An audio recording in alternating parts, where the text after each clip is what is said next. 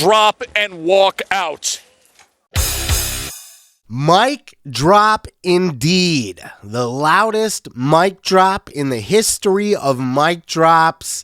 The mic drop heard around the world spoke far more words than actual real life words could ever speak. John Cena shocked the world. We're still in shock as wrestling fans, still trying to digest what went down at Elimination Chamber. I did a live reaction. If you'd like to see that, I will put it on my end cap there so you can see what I felt like while I was in my emotions and what I had to say then. I have had time to stew on it now. I've had time to watch what other people have had to say about this, and I'm still in love with this. I am still in awe of what happened. It's like we're living in an alternative timeline. It's like there was a fork in the road of, a parallel universe branched off, Donnie Darko style. A jet engine fell out of the sky out of nowhere and landed on John Cena's head. And now we have heel John Cena. And my friends, this is storytelling at its finest. And we are on the road to WrestleMania, and we are on the road to John Cena's first ever heel turn as John Cena, as the John Cena that we know and love, as hustle, loyalty, and respect, as never give up. This is not the rapper guy heel John Cena. This is something darker, something more evil. And in fact, I have it on good authority. You haven't heard this yet, but I have it on good authority. I have a little bit of an insider that told me that John Cena will be making his debut as a heel tonight on Raw. And not only do I have that inside scoop, Raw was already filmed. And I have his actual entrance. The first time we see heel John Cena make his way into a wrestling arena. Check out this clip.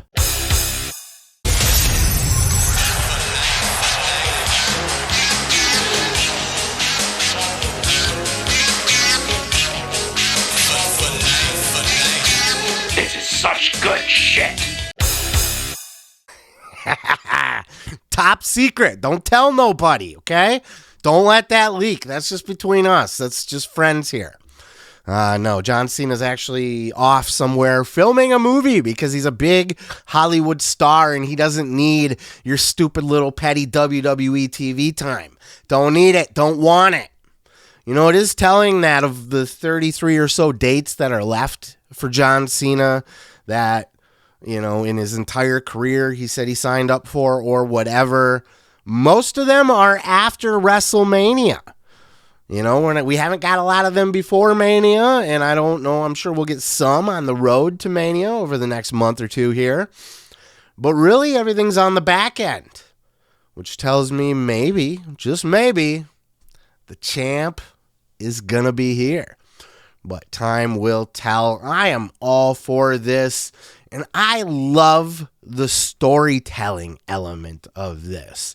And if you want to know why, after all these years, after 20 years, John Cena finally turned heel, it's because there's a story there to tell. Don't believe me? Hear it from the man's mouth himself, from an interview with Pat McAfee from, 3 years ago? 3 years ago. Where John Cena told us it's all about the story. And though he played a good guy for so long, it was challenging, but he had story to sink his teeth into. But he also talks about how he was this close to having Vince McMahon pull the trigger on a heel turn. Check out this clip. To play the same character for a long time that's a challenge. I loved the challenge. I really loved it when early on You know, I remember Vince toyed with the idea of possibly turning me heel for the Rock 1 in Miami. And I told him, I'm like, hey, no problem, 100%, I'll do it. But just remember that this is so, we're so deep in at this point. We can't do it and then jump back because we'll be sunk at both ends. Yeah. So if we do it, I have to be the opposite of virtue. I have to be pure evil, and we have to go all in. And from a believability standpoint, I've always, you know, people always see me in uniform. Go figure that. If you didn't see me in a suit in WWE, you saw me in a ball cap, t-shirt, jean shorts, sneakers. You saw me in uniform because I want, wristbands, because I want people to know that what they see is somebody they can relate to. And he decided against it, and at that point, he was like, "Listen, I don't think we're ever going to do it." So that's me getting, okay, you have the luxury of playing this character, but you always are going to play this character, which was great because it got me to dive into nuances that kind of spawned the creation of like the Firefly Funhouse match, where like, yo, what if I went on a meta experience through all of my flaws and through all like my timeline? So you know, you can do stuff like that. But it's really fun to be able to be like, hey, you want to be this weird dude who thinks he's a superhero and murders people in the name of peace? yeah, that sounds like a great time. I'd like to do that as well.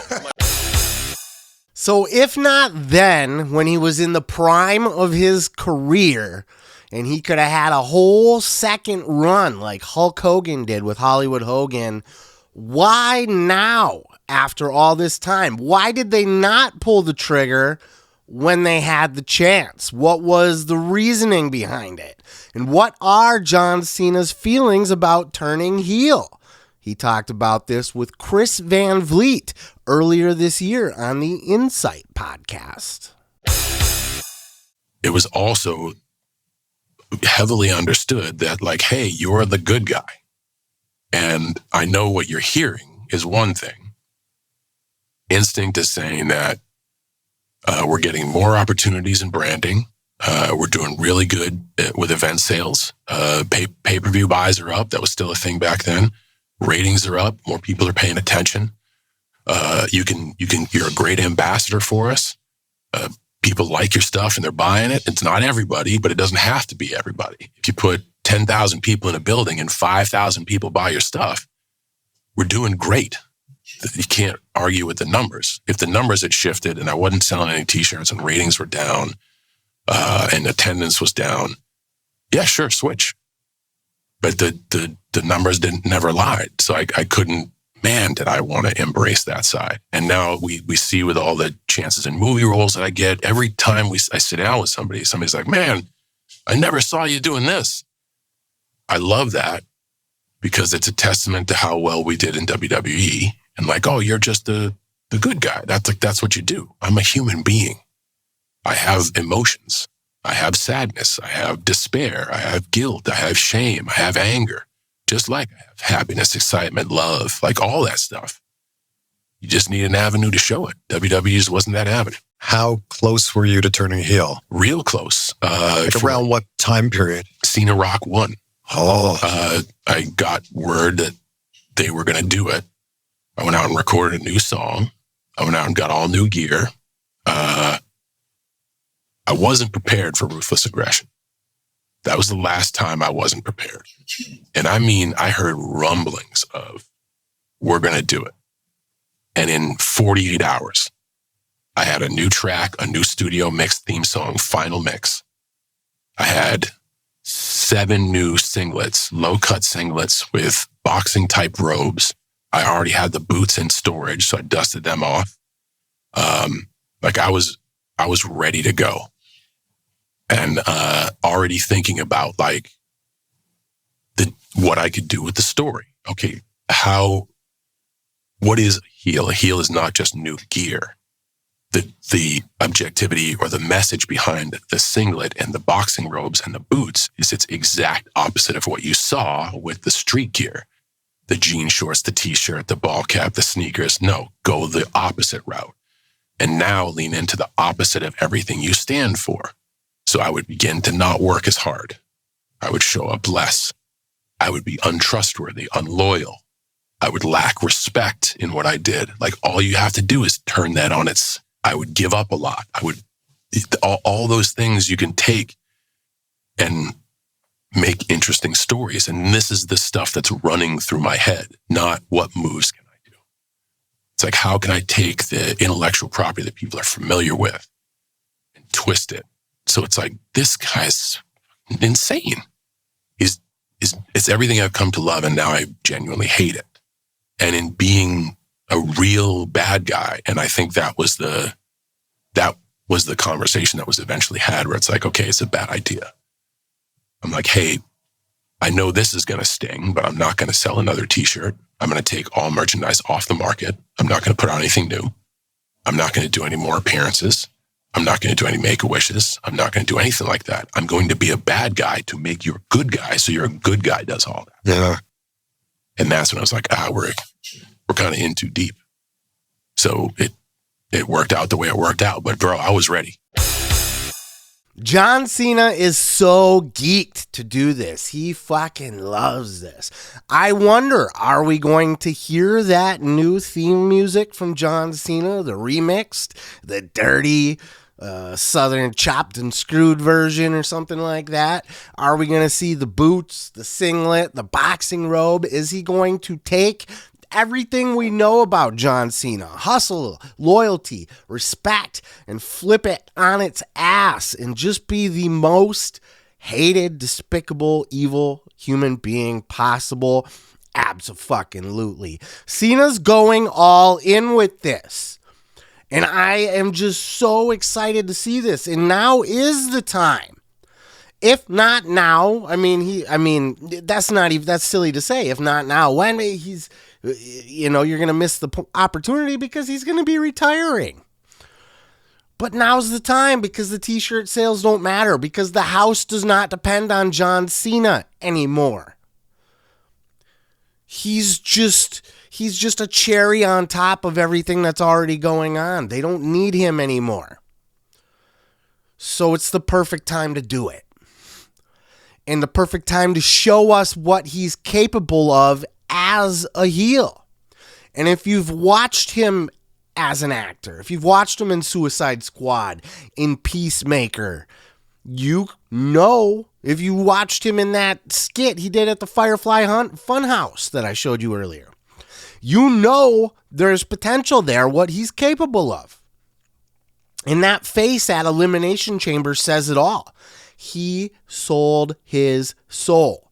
Why did he sell his soul? Why does John Cena, of all people, need to sell out to The Rock? First of all, I do not want to see him simping to The Rock. He doesn't need to answer to The Rock. He doesn't need to be The Rock's little hired gun bitch.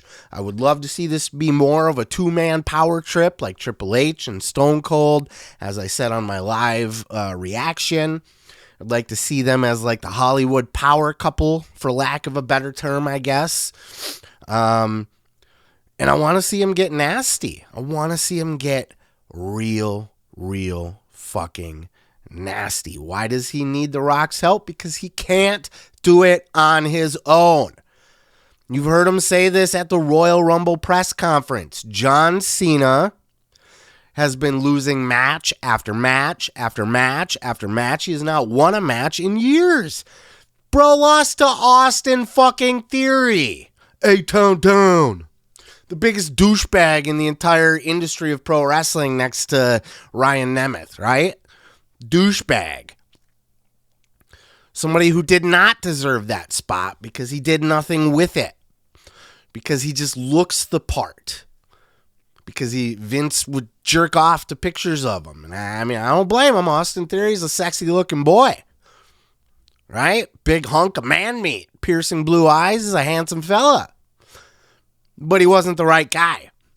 It was much like Fandango losing to Chris Jericho, a guy that never really amounted to anything other than a cup of coffee, losing to somebody that had, could have gave that to somebody more deserving, somebody better. John Cena can't get the job done on his own. And when he lost at the Royal Rumble, that was his last chance. The last chance, in his opinion. And he blew it. He got this close, and then he lost. So when he came out and said, you know what? I don't normally do this, but I am inserting myself into the Elimination Chamber match. No qualifications needed.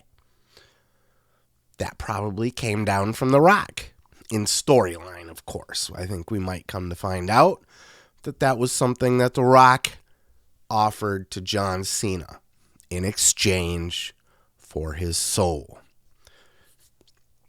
And we will ensure that you win the Elimination Chamber. Though there was no shenanigans in the chamber. Cena earned it. He won it fair and square. So that part, he actually did earn it on his own. But can he really beat Cody Rhodes at this point? I don't know. I don't think he can. And who's to say he would have been able to beat whoever he was put up against to qualify for the chamber? Perhaps he could have, but who's to say? How many people did he actually even eliminate in the chamber besides Punk, who was already murdered by Seth Rollins' stomp? He needs The Rock to do what he's unable to do at this point. John Cena no longer has what it takes. So John Cena tried and tried and tried and tried, and hustle and loyalty and respect and never give up got him nowhere. So now he needs to cheat. Now he needs to lie. Now he needs to steal. Now he needs to sell his soul. He needs to go to dark places to accomplish his very last goal in professional wrestling before he retires, that number 17. The Rock is the guy to give it to him. He will hand it to him on a silver platter, and I do fully expect John Cena to win the WWE Undisputed Championship at WrestleMania. He will be one of the very few ever in history to end WrestleMania as a heel holding the championship high above his head. And we're going to get that Hollywood Hogan run. I'm fucking here for it. Oh, the promos, the beatdowns on jobbers and douchebags. It's going to be beautiful. I do expect John will change his look, his music, everything about himself. No redeeming qualities. He has it in him.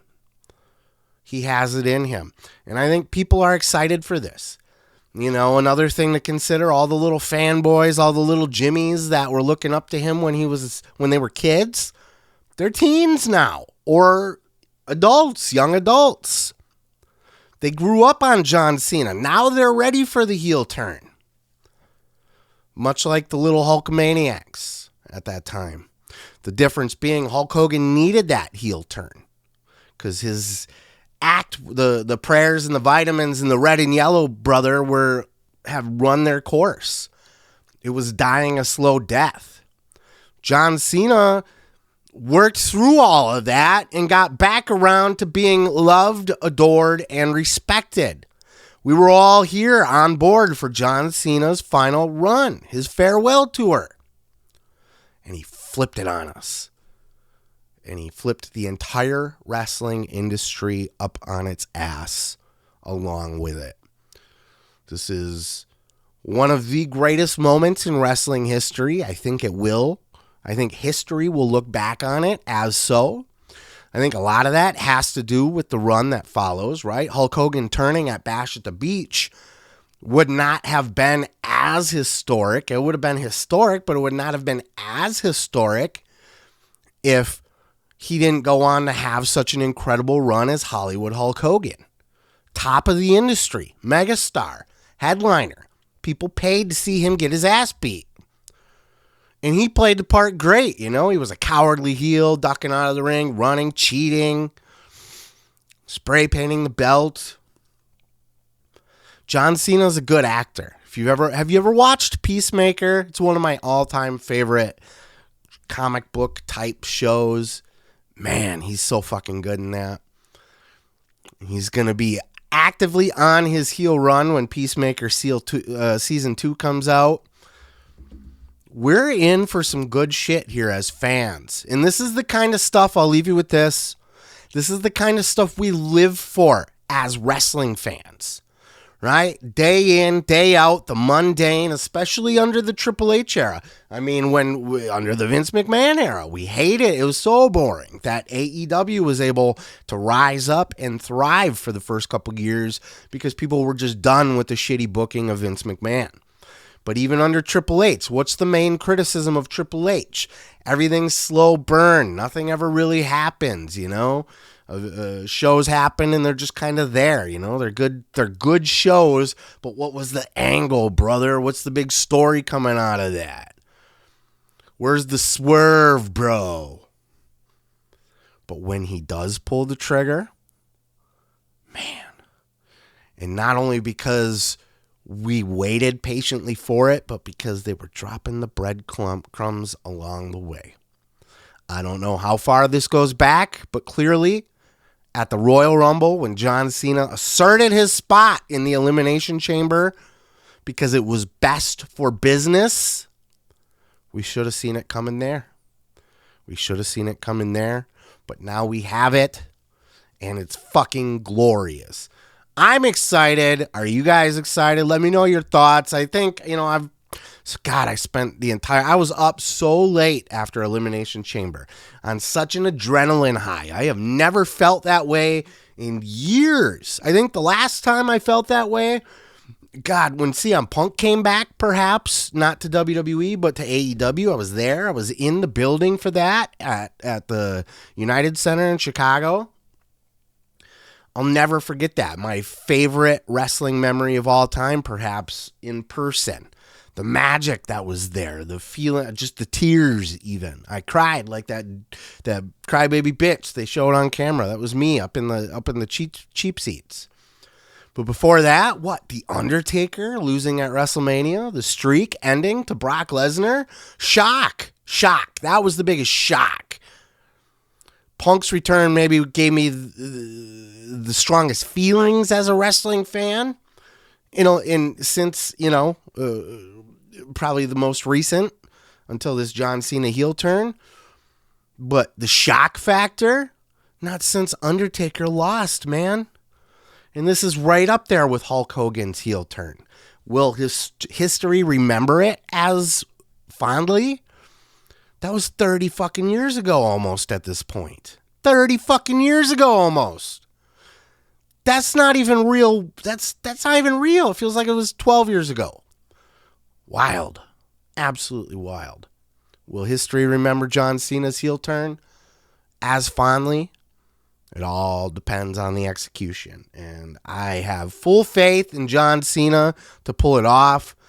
I have full faith in the creative process with Triple H and Rock and anybody else involved, Cena himself. And mostly I'm going to stop trying to doubt The Rock because Rock said, shut your mouth, know your role, and let me take you on a ride. Now that we've seen where this ride has landed us, I'll give him a little bit more rope to play with, right? Give him a little more slack, give him a little bit more leeway. Let the story cook. I'll leave it there. Let me know your thoughts down in the comments below. Hit subscribe if you enjoyed this thing I did here, this show, this clip, this whatever the fuck. Peace, love, and pizza. I am your boy, Seth Grimes, and we'll catch you in the next video. Let me tell you something, brother. Thanks for watching the video. Check out more great clips by hitting that subscribe button, dude. And while you're there, don't forget to like, don't forget to subscribe, and don't forget to say your prayers and eat your vitamins, brother.